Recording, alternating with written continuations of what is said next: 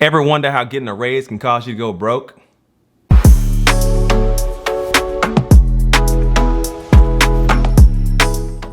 I'm Rob. I'm Reshawn. And this is Learn, Hustle, Grow. We help you build wealth and explore entrepreneurship so that you can leave a legacy. She's a travel agent. He's a realtor. And we are debt-free entrepreneurs. Who doesn't get excited over the idea of making money? Babe, do you remember when you were a broke college student? Yes. Couldn't afford a car and need 1 to 2 roommates just to pay the rent.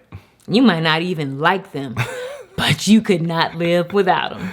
Maybe you even lived at home rent-free. Most of us did whatever we had to do to get by, especially if you understood that you were broke. Maybe you went to work or joined the military like we did after high school.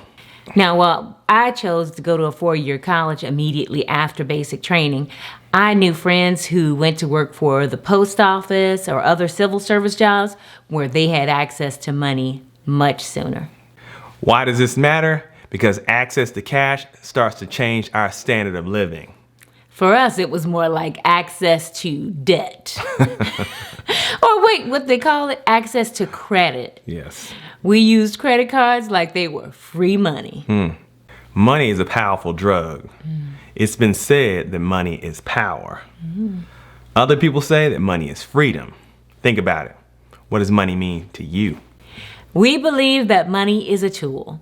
Knowing how to use that tool can lead to freedom and the power of having more choices.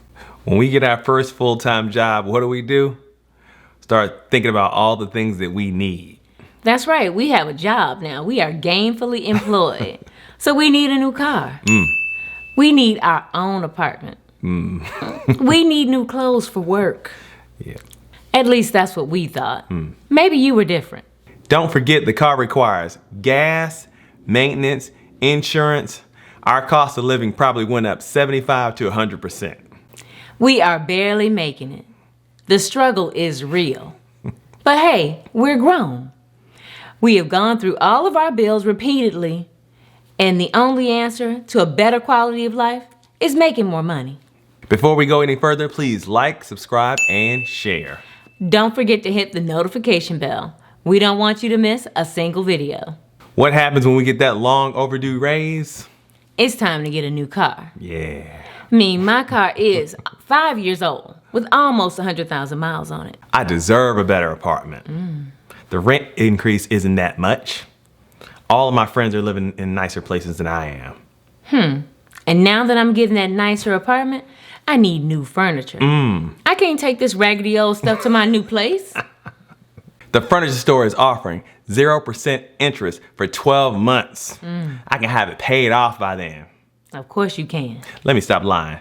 When it came to me, the furniture store was offering 0% for interest for 90 days. I had the full 12 months. That's that good credit.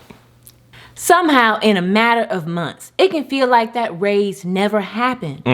We are right back where we started when it comes to paying bills. How does this happen? It's called lifestyle creep. We increase our standard of living every time we get a raise. Lifestyle creep, also known as lifestyle inflation, can creep up on us, preventing us from building an emergency fund or properly saving for retirement. While lifestyle creep is not new, we rarely talk about it. Things that used to be our luxuries now have become the new normal. Bad idea. It tends to happen slowly over time.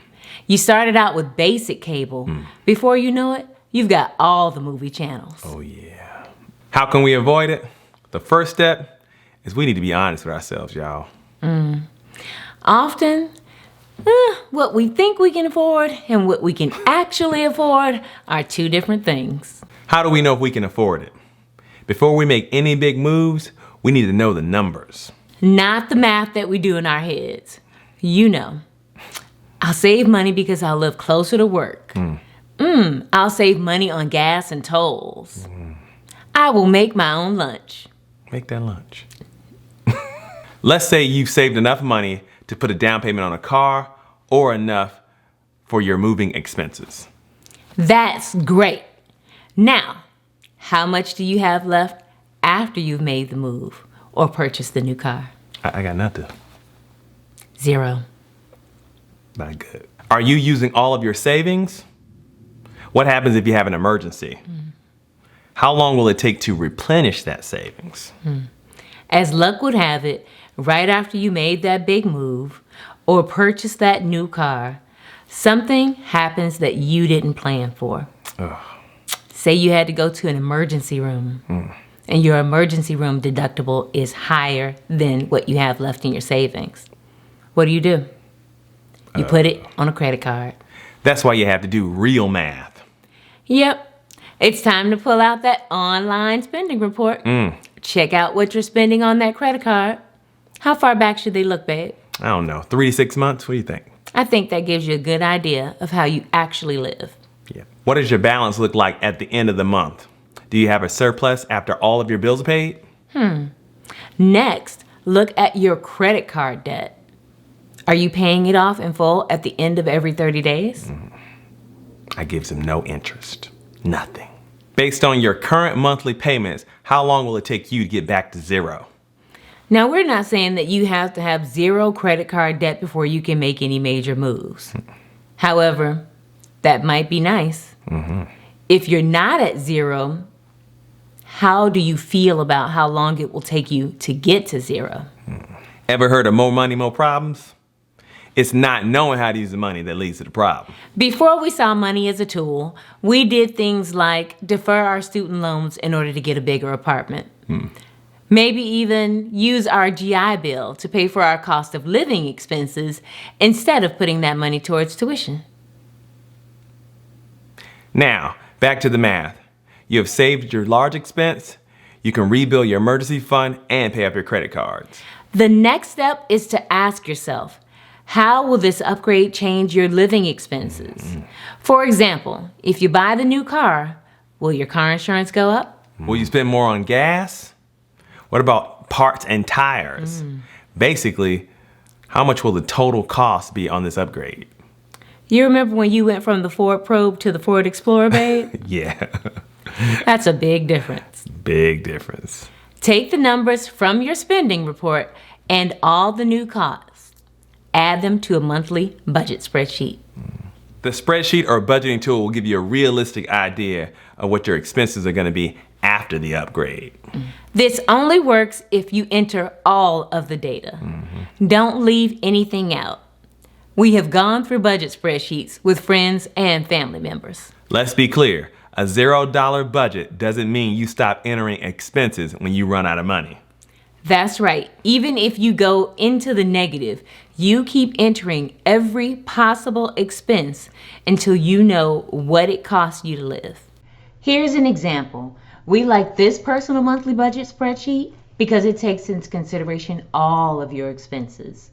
It even takes into consideration the idea that you might have a side hustle and can bring in some extra income. Or if you have income that fluctuates on a monthly basis due to tips or bonuses, you can actually enter both the projected and the actual monthly income. That's the case for your expenses as well. Let's take a look at the car, for example. Your projected column, let's say that's your current car note. Your actual cost, that's your new car note. You just got a raise. After taxes, you're bringing in an additional $200 a month. So yes, you are ready to buy the car. Well, once you take into consideration all of your expenses, you scroll down here to the bottom and you'll see that you are in the red, which means that you come up short every month. Going back to the top, you might wonder what happened. Well, the difference between what you planned to spend versus what you actually spent is where you get that difference of $468. This will be different for everyone. It is completely up to you, the data that you put into the spreadsheet. The point is, make sure you don't leave anything out. If you have loans, you want to include those. If you have any entertainment expenses, you have to add that. Everything counts because everything comes out of your bank account. And this is how we end up coming up short every month because we don't include those expenses that seem minor to us. Hope this is helpful. Let's move on. So let's review. Before you make any big money move, First, take the time to review your monthly spending report. Second, review your high interest debt. Third, make sure you understand any additional costs that will be incurred. You'll be in a much better position to make an informed decision. So, don't let lifestyle creep get the best of you. That's right. See you in the next video.